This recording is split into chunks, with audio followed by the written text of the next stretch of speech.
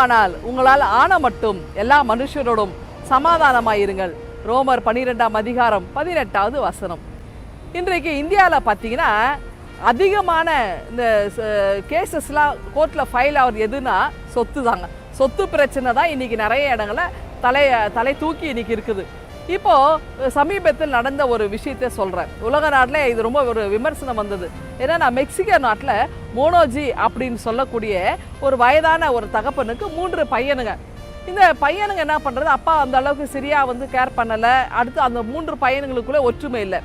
இப்போ அவர் மரிக்கிற நேரத்தில் வருது.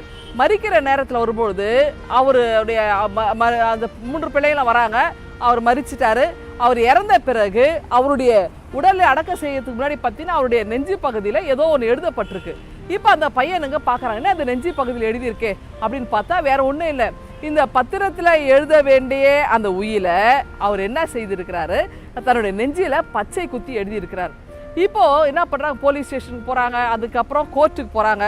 இவங்க என்ன செய்கிறாங்க, இது என்ன பண்ணுறது, இப்போ இதை எப்படி இதை எடுத்து நம்ம சட்ட ரீதியாக எப்படி கொண்டு வர முடியும் அப்படின்னு. ஏன் அந்த தகப்பன் அப்படி செய்தார் அப்படின்னா, பிள்ளைங்கிட்ட ஒற்றுமை இல்லைங்க. பிள்ளைங்க நாளைக்கு ஒரு காலத்தில் சொத்துக்காக அடிச்சுக்க கூடாது அப்படின்னு அவர் என்ன செய்கிறாரு, இந்த வேலையை பண்ணியிருக்கிறார். இன்றைக்கு நிறைய இடங்களில் நிறைய தகப்பன்மார் பெற்றோர்மார் கவலைப்படுறது இதுதான். நம்ம பைபிளில் பார்த்தீங்கன்னா ஆதியாகமத்தில் இந்த ஆபிரகாம் லோத்துனுடைய நிகழ்வு நமக்கு ஞாபகம் வருது இல்லையா. லோத்தும் ஆபிரகாமும் போகும்பொழுது அந்த அவங்களுடைய வேலைக்காரர்களுக்குள்ள பணியாளருக்குள்ள சண்டை வருது. என்ன சண்டை, ஆடு மாடுகளுக்கும் கால்நடைகளுக்கும் இடையே இருக்கும். அந்த பணி பார்க்குற அவங்களுக்கு ஏற்படுகிற அந்த சண்டையினால தலைவர்களுக்கும் மன கஷ்டம் ஏற்படுது. இப்போ ஆபிரகாம் என்ன பண்ணுறார், லோத்தை கூப்பிட்டு, அருமை சகோதரனே நீ வா, நீயும் நானும் நம்ம 2 பேரும் சொந்தக்காரங்க, நம்மக்கிட்ட சண்டை வரக்கூடாது. நீ வலப்பக்கம் போனால் நான் இடப்பக்கம் போகிறேன், நீ ஒரு இடத்த தெரிவு செய், நான் ஒரு இடத்த தெரிவு செய்கிறேன், நமக்குள்ளே சண்டை இருக்கக்கூடாது, மன கஷ்டம் இருக்கக்கூடாது, ஏன்னா நம்ம 2 பேரும் உறவினர்கள் அப்படின்னு ஆபிரகாம் சொல்கிறார். பாருங்கள், ஒரு சமாதானத்தை அந்த இடத்துல அவர் நிலைநாட்டுறாரு. இருந்த அந்த மன கஷ்டங்கள் நீங்கி போகுது. இன்றைக்கி கூட நிறைய இடங்களில் இந்த சமாதானம் பண்ணுறவங்க குறைவாக இருக்கிறாங்க.